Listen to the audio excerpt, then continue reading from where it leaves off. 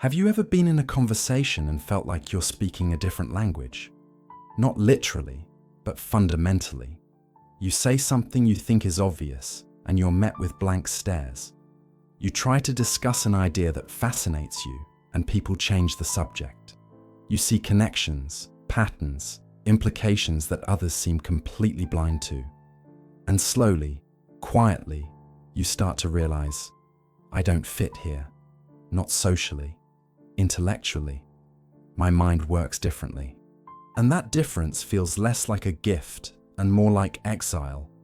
Maybe you've spent your life trying to hide it, dumbing yourself down, pretending to care about conversations that bore you, nodding along to ideas that don't make sense just to avoid seeming difficult or arrogant. You've learned that being intellectually different makes people uncomfortable, so you've made yourself smaller, quieter, less. And still, you feel it. That persistent sense of being out of place, of operating on a frequency no one else is tuned to. Arthur Schopenhauer, one of history's greatest philosophers, understood this isolation intimately. He spent most of his life intellectually alone, his work ignored or misunderstood by contemporaries who couldn't grasp what he was saying. And he wrote something that might resonate with you. A man can be himself only so long as he is alone. And if he does not love solitude, he will not love freedom. For it is only when he is alone that he is really free. He wasn't celebrating loneliness. He was acknowledging a brutal truth. That intellectual depth creates distance, that seeing more means belonging less, that consciousness, at certain levels, is inherently isolating. Friedrich Nietzsche felt this even more acutely. He spent his final sane years writing philosophy that wouldn't be understood until after his death, speaking to a future that might finally hear him. He wrote about what he called the pathos of distance, the inevitable separation that occurs when you climb to intellectual heights others can't or won't reach. And he understood that this distance isn't snobbery, it's geography. You're not looking down on people, you're just somewhere else. And from where you stand, you can't pretend to see less. Carl Jung would add that this isn't about intelligence in the conventional sense, it's about psychological type, about how your mind naturally processes information. If you're a dominant thinking type, if your mind naturally seeks patterns, systems, logical structures, you're going to feel out of place in a world that primarily operates on feeling, consensus, and social harmony. Not because one is better, but because they're incompatible. You're trying to connect with people using a function they don't naturally access, and that creates a disconnect that no amount of effort can fully bridge.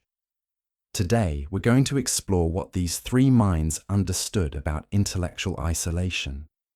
Not to make you feel special or superior, but to help you understand why you feel the way you do, why conversations feel exhausting, why most people seem to operate on a different wavelength, why your natural way of thinking makes you feel like a stranger in your own life.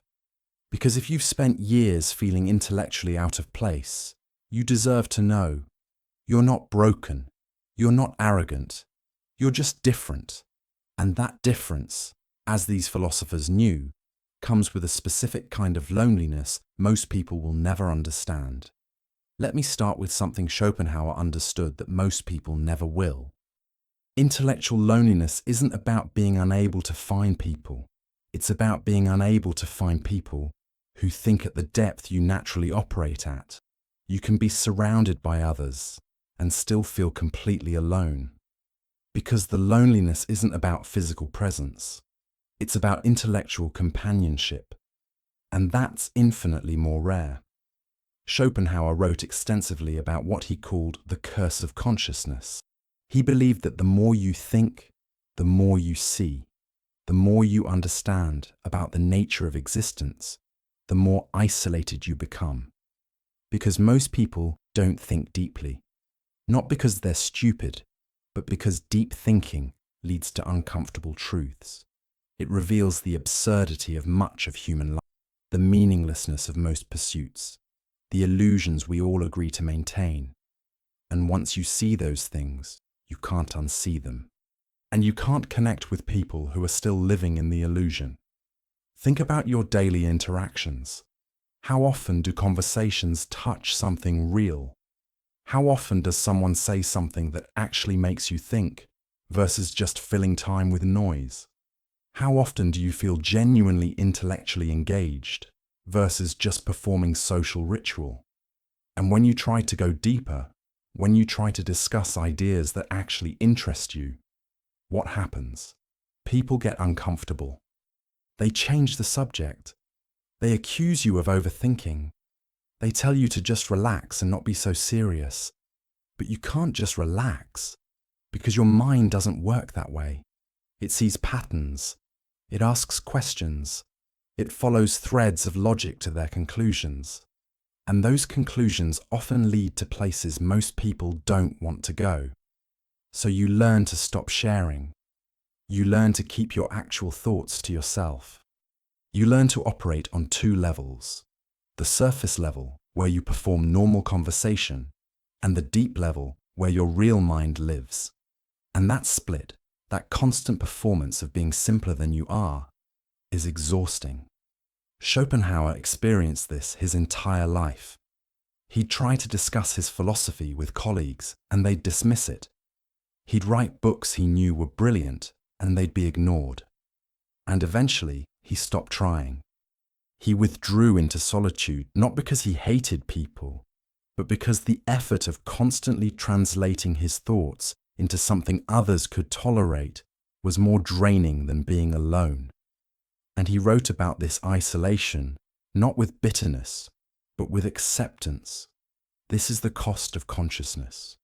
This is what happens when you think at a level most people don't access. And Nietzsche would take this further. He'd say that intellectual isolation isn't just about depth, it's about height. He wrote about climbing mountains, about how the higher you climb, the colder it gets, the fewer companions you have. Not because you're superior, but because you're somewhere most people aren't. And from that height, you see things differently. You see patterns in the culture, assumptions in the thinking, limitations in the worldview that others are living inside of. And pointing those things out doesn't make you popular, it makes you threatening. Because here's what Jung understood. Most people's sense of reality is held together by consensus. They believe things are true because everyone around them believes they're true. They think the way they think because that's how their social group thinks. And when you come along with your analytical mind, questioning assumptions, seeing logical inconsistencies, pointing out that the emperor has no clothes, you're not just challenging ideas, you're challenging their entire sense of security. And they can feel that, and they pull away. Not consciously, but instinctively, because you represent something dangerous. Independent thought. The first sign. Conversations exhaust you because they rarely go deep enough. Here's the first way you know you're intellectually out of place. Most conversations feel like running a marathon in shallow water. Exhausting effort that never actually gets you anywhere. People talk, you respond. Everyone seems engaged, but nothing real is being said. Nothing meaningful is being explored. And you leave feeling more drained than if you'd been silent. Schopenhauer wrote that the masses are content with superficiality. They don't want depth. They want comfort. They want their beliefs confirmed, not challenged. They want conversation that soothes, not conversation that provokes. And if you're someone whose mind naturally goes deep, who can't help but see beneath the surface, who asks the questions no one wants to answer, then most conversations will feel like a waste of your mental energy. Think about the last social gathering you attended. How much of it was meaningful exchange versus just noise? How many times did you try to steer a conversation towards something interesting only to be met with discomfort or deflection? How many times did you feel yourself shutting down, realizing that what you have to say won't be understood or appreciated? And how exhausted were you afterward? Not from talking, but from holding back, from constantly monitoring yourself, editing your thoughts, translating your insights into something palatable. Jung would say this is a function of psychological type. If you're a thinking type, your mind naturally seeks logical structure, consistent principles, analytical depth. But most people are feeling types. They process information through emotional resonance, social harmony, personal values, and these two ways of processing are fundamentally different. It's not that one is better, it's that they're incompatible. You're trying to connect intellectually with people who connect emotionally. And that mismatch creates exhaustion. Nietzsche experienced this constantly. He'd try to discuss philosophy with colleagues, and they'd respond with personal anecdotes or emotional reactions. He'd present logical arguments, and they'd argue from authority or consensus. He couldn't understand why they didn't see what was so obvious to him, and eventually he stopped trying. He withdrew into his writing, speaking to a future audience he hoped might understand, because the present couldn't hear him. And here's the painful truth. This doesn't get easier. You don't learn to enjoy shallow conversation. You just learn to tolerate it. You develop strategies. You find the one or two people in any group who can go deeper. You learn to recognize when someone is actually thinking versus just performing thought. And you conserve your energy for those rare moments of genuine intellectual exchange, because everything else is just survival. The second sign. You see patterns and connections others seem blind to. Here's another marker of intellectual displacement. Your mind naturally synthesizes information. You see how different ideas connect, how one principle applies across multiple domains, how a pattern in one area predicts outcomes in another. And you assume others see this too. But they don't. And when you point it out, they look at you like you're making things up, like you're overcomplicating, like you're being difficult for no reason. Schopenhauer understood that intelligence isn't just about processing speed or memory. It's about the ability to see structure beneath chaos, to recognize patterns, to extrapolate from limited information. And people who have this ability often feel like they're living in a different reality than those who don't. Because they are. They're seeing things that are genuinely there, but invisible to others. Think about how often this happens to you. You're discussing a political issue, and you immediately see how it connects to economic incentives, psychological biases, historical precedent. But everyone else is just reacting emotionally or repeating talking points. You're analyzing a decision at work, seeing how it will create problems downstream, and no one else seems concerned because they're not thinking that far ahead. You're watching a relationship dynamic and predicting exactly how it will play out, and when it does, people are shocked. But you're not, because you saw the pattern. Jung would call this intuition combined with thinking. It's not magic. It's your mind naturally integrating information from multiple sources and seeing the larger structure. But to people who don't think this way, it looks like you're making leaps, coming to conclusions without evidence, being cynical or negative, when really you're just several steps ahead. You're seeing where the logical chain leads before others have even started following it. Nietzsche wrote about this as the view from the mountaintop. When you're at the peak, you can see the entire landscape.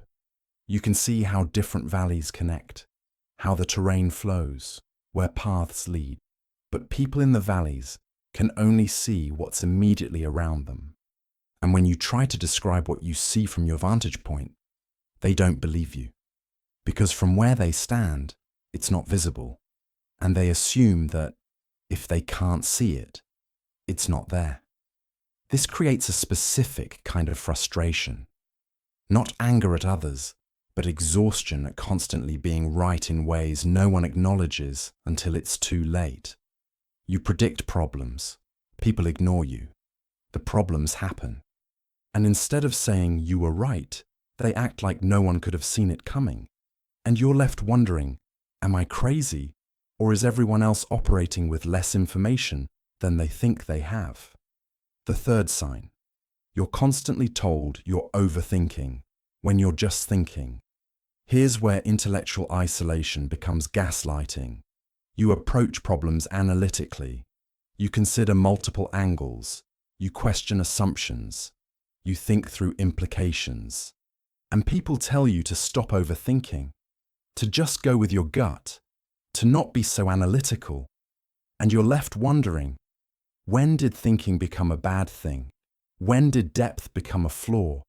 Schopenhauer would say, this is the majority's defense mechanism. They're not intellectually lazy. They're intellectually comfortable. They've found a level of thinking that works for them, that doesn't create too much discomfort, that allows them to function without existential crisis. And you're threatening that comfort. Your questions make them aware of complexity they'd rather ignore. Your analysis reveals problems with beliefs they'd rather maintain. So they pathologize your thinking. They call it overthinking, overanalyzing, being too much in your head, when really you're just thinking at a depth they're not willing or able to access. Think about how often you've been told to stop overthinking. How many times someone has said you're being too logical, or not everything has to make sense, or you're making this more complicated than it is. And the implication is always that you're the problem, that your way of thinking is defective, that you need to be more like them, simpler, less analytical, more willing to accept things without questioning. But here's what Jung would say. You're not overthinking. You have a dominant thinking function. It's how your mind naturally works. Telling you not to think so much is like telling an artist not to see colors, or a musician not to hear harmonies. You can't turn it off, and you shouldn't have to. The problem isn't your thinking. The problem is that you're surrounded by people who don't value thinking, who mistake depth for difficulty, who prefer comfortable ignorance to uncomfortable awareness. Nietzsche experienced this accusation constantly. People told him he was too negative, too critical, too unwilling to just accept things as they were. But he wasn't being negative. He was being honest. He was following logic to its conclusions. And those conclusions were uncomfortable.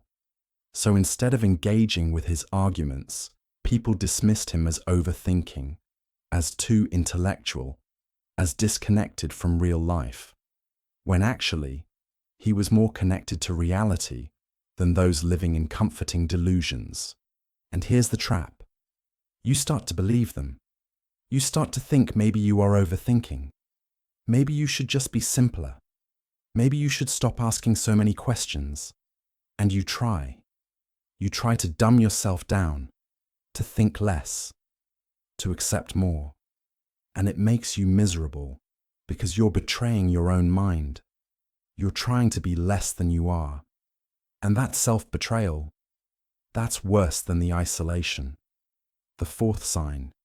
You feel like you're always explaining but never being understood. Here's another painful pattern. You say something that makes perfect sense to you.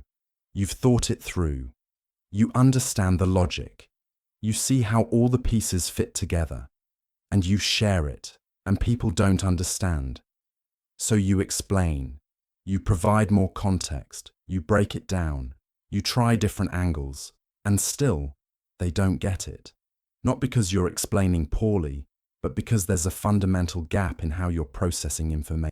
Schopenhauer wrote that trying to share profound thoughts with those incapable of understanding them is like playing a symphony for deaf ears. The music is real. The structure is there.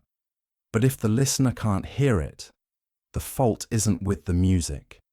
And this is what intellectually isolated people face constantly. They're sharing genuine insights, real analysis, legitimate connections, but their audience can't hear them. And they're left feeling like maybe they're not making sense, when really they're making perfect sense, just not to people operating at a different level. Think about how exhausting this is. You see something clearly. You know you're right. You can trace the logic, show the evidence, demonstrate the connections. And still, people don't get it. And you're forced to either keep explaining, which makes you seem pedantic or arrogant, or give up, which makes you feel isolated and misunderstood. There's no winning.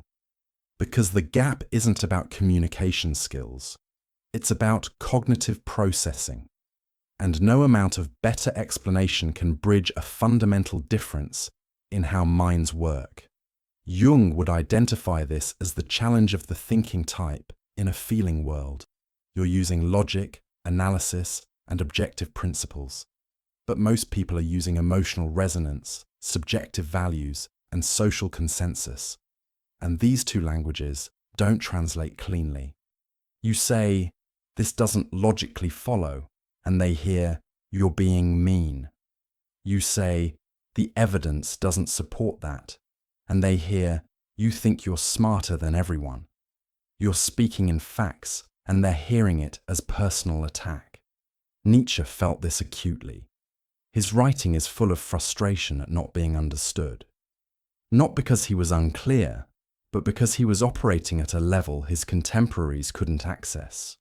He was deconstructing moral frameworks they took for granted. He was questioning assumptions they'd never even recognized as assumptions, and they couldn't hear him. So they dismissed him as mad, as dangerous, as someone who'd gone too far. When really, he'd just gone further than they were willing to follow. The fifth sign. You've learned to hide your intelligence to avoid making others uncomfortable. Here's the final and most damaging pattern. You've learned that showing your full intellectual capacity makes people uncomfortable, makes them feel threatened or inadequate or judged. So you've developed a strategy. You hide. You dumb yourself down. You pretend not to see what you see. You act more confused than you are. You laugh at jokes that aren't funny. You nod at ideas that don't make sense. You've become an actor, playing the role of someone less intelligent than you are, because that's the only way to belong. Schopenhauer would recognize this immediately as the tragedy of the intelligent. They're forced to choose between authenticity and connection, between being themselves and being accepted. And most choose acceptance. They learn to operate below their capacity, because operating at full capacity isolates them, and humans need connection, so they sacrifice their minds for it. Think about how often you do this, how often you bite your tongue when you see a logical flaw in someone's argument, how often you pretend not to notice patterns you see immediately, how often you act like you need things explained that you understood 5 minutes ago. You're constantly performing stupidity, not because you are stupid, but because intelligence makes people uncomfortable. And you've learned that making others comfortable is more socially valuable than being authentic. Jung would call this persona inflation. You've built a false self, a mask that's more palatable than your real self. And you wear it so consistently that sometimes you forget which is real. You've become so good at playing dumb that you sometimes doubt your own intelligence. You've internalized the message that your natural way of thinking is wrong, too much, socially unacceptable. And that internalization is killing your authentic self. Nietzsche wrote about this as the danger of the herd. When you're surrounded by mediocrity, you're pressured to become mediocre, not through force, but through slow erosion. Through 1,000 small moments where you chose fitting in over standing out, where you chose being liked over being honest, where you chose comfort over truth. And eventually, you look up and realize you've spent years pretending to be someone less than you are. And that realization is devastating. And here's what all three of these thinkers would tell you. This is the cost of intellectual depth in a shallow world. You can't make yourself smaller and expect to be happy. You can't hide your mind and feel fulfilled. You can't spend your life in exile from your own intelligence and not pay a price. The isolation is real. The loneliness is legitimate. But the solution isn't to dumb yourself down. It's to find the rare others who think at your level, and to accept that those people are rare, and that's okay. So here we are, guided by three minds that knew intellectual isolation intimately. And if you've recognized yourself in these patterns, if you've spent years feeling intellectually out of place, I want you to understand something crucial. Schopenhauer, Nietzsche, and Jung all spent significant portions of their lives intellectually alone, misunderstood, speaking to audiences that couldn't hear them, and they didn't waste time pretending to be simpler than they were. They didn't apologize for their depth. They accepted that consciousness at certain levels is inherently isolating, and they chose authenticity over belonging. Schopenhauer would tell you that solitude is the price of intellectual freedom, that the more deeply you think, the fewer companions you'll have. Not because you're excluding people, but because you're somewhere most people can't or won't go. And trying to force connection with those operating at different depths only creates frustration on both sides. Better to be authentically alone than falsely connected. Nietzsche would challenge you to embrace what he called the pathos of distance, to recognize that intellectual height creates separation. And that separation isn't failure, it's geography. You're not better than others, you're just elsewhere. And from where you stand, you can see things they can't. And that vision, lonely as it is valuable. Don't waste it trying to fit in with those who can't see what you see. And Jung would remind you that this is part of individuation. Becoming yourself means separating from the collective. It means operating outside consensus. It means thinking thoughts others don't think and seeing things others don't see. And yes, that's isolating. Yes, that's uncomfortable. But the alternative is spending your life as a diluted version of yourself, living below your capacity, hiding your mind, betraying your intelligence, and that betrayal will hollow you out. So stop apologizing for your intelligence. Stop dumbing yourself down. Stop pretending not to see what you see. Find the few who can meet you at your level. Cultivate those relationships fiercely and accept that they'll be rare. Read deeply. Think freely. Explore ideas that fascinate you even if no one else cares. Write your thoughts even if no one reads them. Live intellectually even if you have to do it alone. Because the truth these three philosophers discovered is this: intellectual companionship is rare, but intellectual self-betrayal is deadly, and you'll survive the loneliness. What you won't survive is spending your life pretending to be less than you are. So be who you are. Think as deeply as your mind naturally goes, and trust that the right people will recognize you when they find you, and the wrong people will be uncomfortable. And that's how you'll know the difference.